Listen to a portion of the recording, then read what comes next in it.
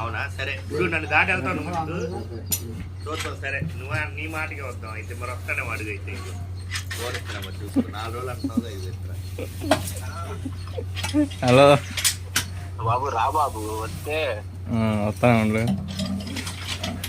ఈలో నీ పని ఉండి చూసుకో గంట బయట పనులు ఉంటే చూసుకో